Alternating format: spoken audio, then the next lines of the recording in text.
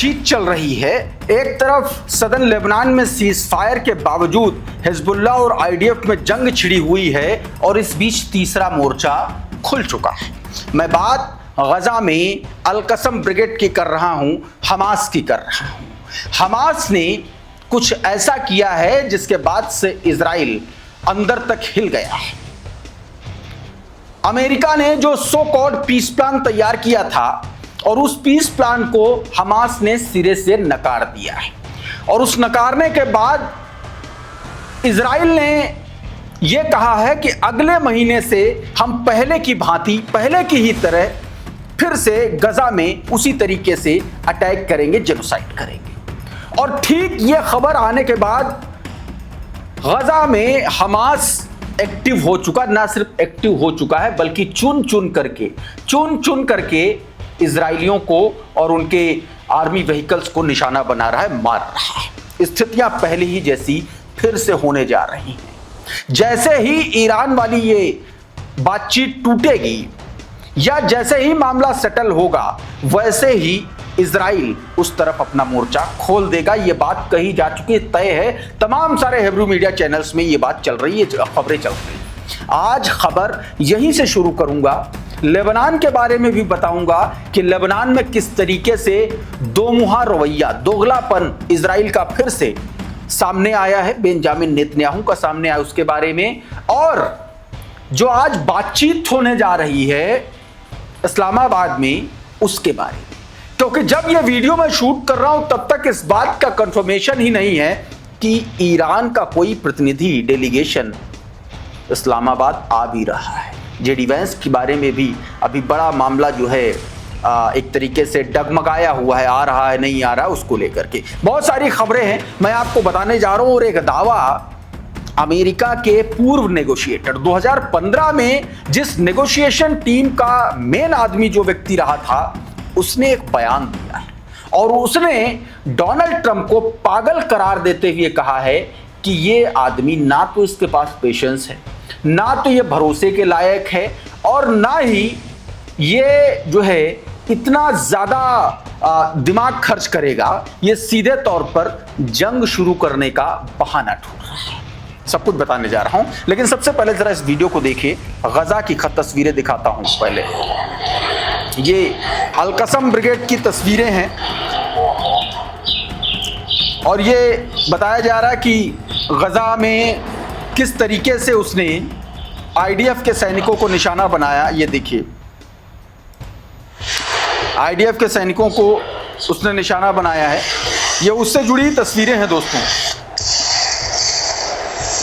ये वीडियो जारी किया गया एक ट्विटर हैंडल के द्वारा जिसमें रॉकेट के जरिए निशाना बनाया हुआ। एक ट्वीट देखिए, गजा में कब्जा करने वाली सेना के सैनिकों के खिलाफ कस्साम ब्रिगेड द्वारा लड़ी गई भीषण लड़ाइयों के एक तरीके से बताया गया। वो तस्वीरें सीधे तौर पर इसमें जानकारी दी गई है। एक और तस्वीर देखिए, ये टैंक उड़ाया गया है गजा में, मार्कवा टैंक उड़ाया गया। देखिए जरा ये तस्वीरें देखिए लगातार निकल के सामने आ रही हैं और जंग मतलब एक बार फिर से उसी तरीके की स्थितियां बन रही हैं। एक और ये वीडियो देखिए, ये खान यूनुस की तस्वीर बताई जा रही है।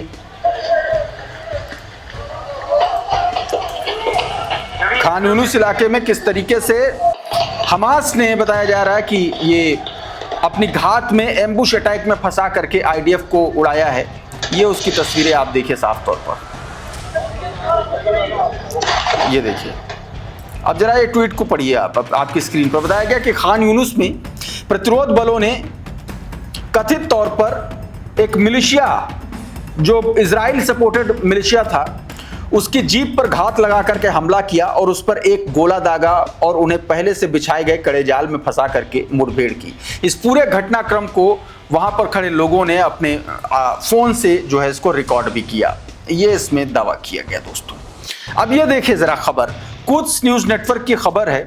इसमें क्या बताया गया, कहा गया कि हमास ने जो डिसार्म वाला जो बातचीत थी, हथियार वाला, निरस्त्रीकरण वाला, उसने मना कर दिया है। कहा गया कि हमास ने अमेरिका समर्थित निरस्त्रीकरण प्रस्ताव को खारिज कर दिया है और इसे एक जाल बताया है जो गजा को अस्थिर कर सकता है और संभावित रूप से गृह युद्ध की स्थिति पैदा कर सकता है।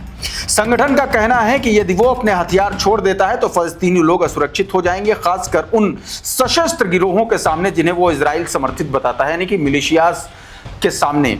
कहा गया कि फलस्तीनी सूत्र के अनुसार इस योजना में गजा के लगभग 20,000 सरकारी कर्मचारियों को हटाने का प्रस्ताव भी शामिल है। 20,000, जिसे हमास अव्यवहारिक और प्रशासनिक व्यवस्था के लिए हानिकारक बता रहा है। हमास का कहना है कि निरस्त्रीकरण सहित किसी भी आगे की वार्ता तभी होनी चाहिए जब इजराइल युद्ध विराम के पहले चरण को पूरी तरीके से लागू करे। यानी कि सोचो, सारे जो बंधक थे सबको भेज दिया, सबकी लाशें खुदवा करके इजराइल पहुंचा दिया हमास, लेकिन अभी भी इजराइल की तरफ से फर्स्ट फेज का जो एक तरीके से जो नियम कानून थे वो उसने लागू नहीं किया है। दूसरी तरफ हिजबुल्लाह और आईडीएफ के बीच में जबरदस्त भिड़ंत जारी है, लेकिन इस बीच अमेरिका किस तरीके से दगाबाजी कर रहा है उसकी एक आपको एक तरीके से तस्वीर दिखा दे रहा हूं, एक खबर बताता हूं। ये आपकी स्क्रीन पर ये ट्वीट देखिए, बराक राबिट का ट्वीट है। ये बता रहे हैं, अमेरिकी अधिकारियों के हवाले से, यूएस स्टेट डिपार्टमेंट के हवाले से बता रहे हैं कि ईरान, लेबनान और इजराइल के राजदूतों के बीच में 23 अप्रैल को फिर से बातचीत होगी। पहली वाली अभी लागू नहीं है, जो खत्म हो रही है 10 दिन का जो सीज फायर था, पहली वाली लागू नहीं है। लगातार इजराइल हमला कर रहा है और ये बात बेंजामिन नेतन्याहू खुद कबूल कर रहा है और कह रहा है कि मैं ऑर्डर दे रहा हूं। ये किस तरीके का सीज फायर है? अब देखिए, इन्होंने ये कहा। अब जरा क्रेडल की इस खबर को भी गौर कर लीजिए। क्रेडल क्या कह रहा है? क्रेडल कह रहा है कि Israeli occupation forces have conducted controlled demolition in southern Lebanese town of Shama. बताया गया कि इजरायली कब्जा बलों ने पिछले 1 घंटे के दौरान दक्षिणी लेबनान के शमा और बिन्त जुबैल कस्बों में नियंत्रित विस्फोट किए हैं। लगातार वहां पर हमले कर रहा है, अटैक कर रहा है, धमाके कर रहा है। और ये देखिए, ये आदित्य राज कौल का ट्वीट जिसमें बेंजामिन नेतन्याहू की बात को कोट किया गया है। आपकी स्क्रीन पर देखिए ये क्या कह रहा है। सबसे पहले मैं आपको यही बताता हूं, बेंजामिन नेतन्याहू दरअसल कह रहा है कि मैं उत्तर के निवासियों यानी कि नॉर्दर्न इजराइल के निवासियों के साथ खड़ा हुआ, मजबूती के साथ डटा हुआ, साथ ही हमारी सेनाएं हिजबुल्लाह पर लगातार प्रहार कर रही। ये कह रहा है कि लड़ाई का जो केंद्र है वो बिन्त जुबैल है। बिन्त जुबैल दक्षिणी लेबनान में हिजबुल्लाह की राजधानी हुआ करती थी। यही वो जगह है जहां 26 साल पहले हसन नसरल्लाह ने कहा था कि इजरायली मकड़ी के जाले की तरह हैं, हम बिन्त जुबैल पर काबू पाने के करीब हैं। कह रहा है वास्तव में हम हिजबुल्लाह के इस गढ़ को खत्म करने वाले हैं। कह रहा है कि साथ ही मैंने आईडीएफ को सुरक्षा क्षेत्र का विस्तार करने, जारी रखने और उसे पूर्व की ओर माउंट हॉर्मन की ढलानों तक फैलने का निर्देश दिया है, ताकि हम अपने द्रूज भाइयों की इस कठिन समय में मदद कर सके। ये बात कह रहा है। मतलब सीधे तौर पर लेबनान में लगातार कब्जा नेतन्याहू करवा रहा है और खुलेआम उसका ऐलान भी कर रहा है। और इन्हीं तमाम सारी घटनाओं को लेकर के इसके लिए एक और गिरफ्तारी का वारंट जारी हुआ, अभी दिखाऊंगा। लेकिन सबसे पहले साइलेंस आरएस का एक ट्वीट देखिए जिसमें इस बात पर और तस्दीक लगती है कि आईडीएफ दरअसल वहां क्या कर रहा है। देखिए जरा ये ट्वीट, इसमें क्या बताया गया। चैनल 12 के हवाले से कहा गया कि वायुसेना ने, मतलब इजराइल की वायुसेना ने लितानी नदी के दक्षिण में हिजबुल्लाह के एक सेल पर हमला किया है। उस पर हमला करने के बाद और लगातार आप सोचो कि बमबारी कर रहा है और हिजबुल्लाह के सेल पर हमला किया और कहने को क्या है, सीज फायर है।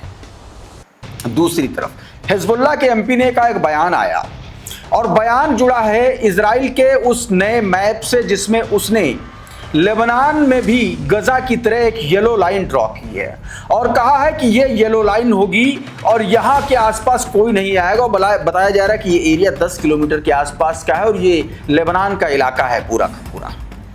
इस पर हिजबुल्लाह के एमपी का बयान आया, आपकी स्क्रीन पर देखिए जरा, मिडिल ईस्ट ऑब्जर्वर के हवाले से। उन्होंने कहा है कि हम अपने प्रतिरोध के जरिए इस येलो लाइन को मिटा कर रख देंगे, उखाड़ कर रख देंगे। ये बात इसमें सीधे तौर पर कही गई है। दूसरी तरफ दोस्तों, हंगरी के प्राइम मिनिस्टर ने बेंजामिन नेतन्याहू को सीधे तौर पर कह दिया है कि हम इसको गिरफ्तार करेंगे। ये बात इसकी तरफ से कही गई है। आपकी स्क्रीन पर ये ट्वीट है, जरा देखिए इसको।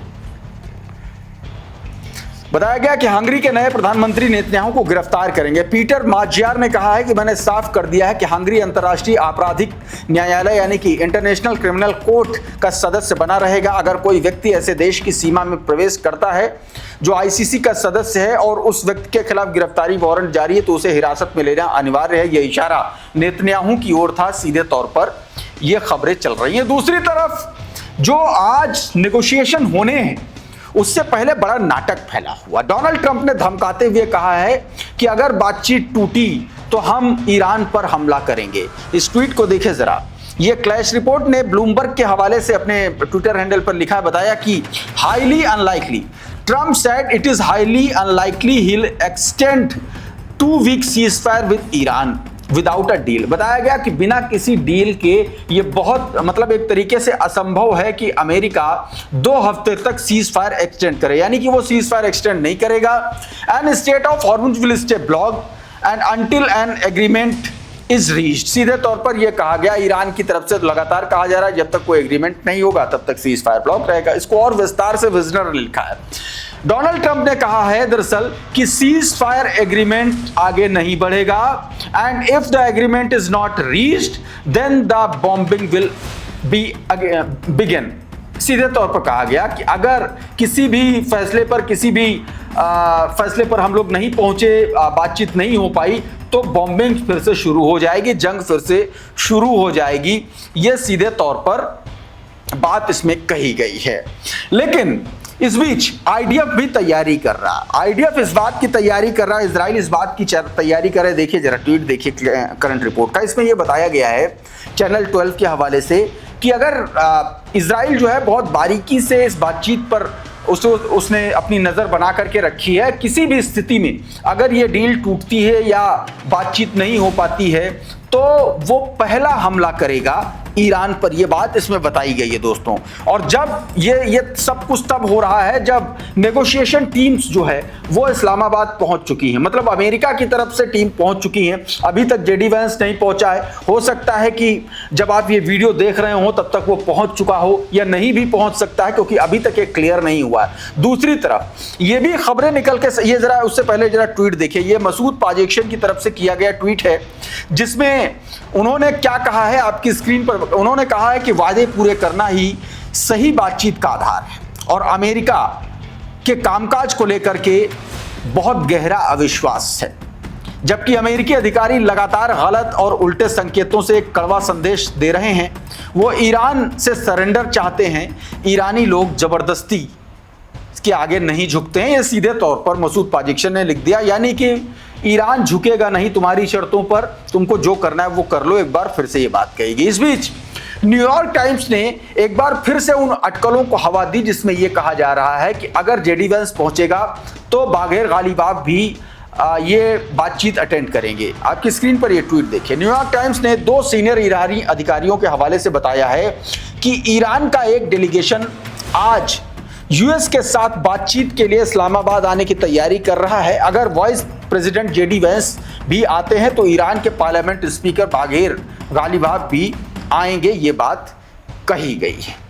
इस बीच डोनाल्ड ट्रंप के पागलपन को लेकर के 2015 के नेगोशिएटर ने ड्रॉप साइट से बातचीत करते हुए कुछ बहुत महत्वपूर्ण बातें कही गई। आपकी स्क्रीन पर ये लंबा चौड़ा ट्वीट है। मैं इसको शॉर्ट में आपको बताने की कोशिश करता हूं कि दरअसल इसमें कहने की कोशिश क्या की गई है।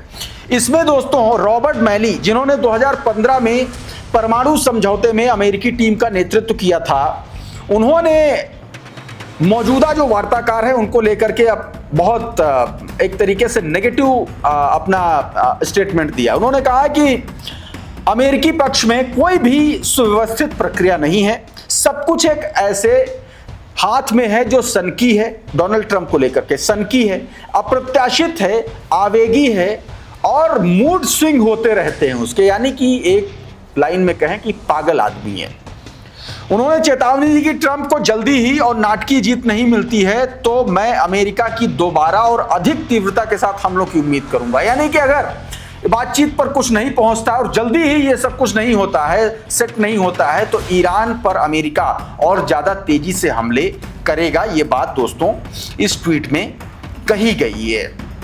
उधर कमला हैरिस ने भी एक बयान दिया जिसमें उन्होंने डोनाल्ड ट्रंप को बेरहम, नाकाबिल और सबसे घटिया और भ्रष्ट ट्रंप एडमिनिस्ट्रेशन बताया है। छोटा सा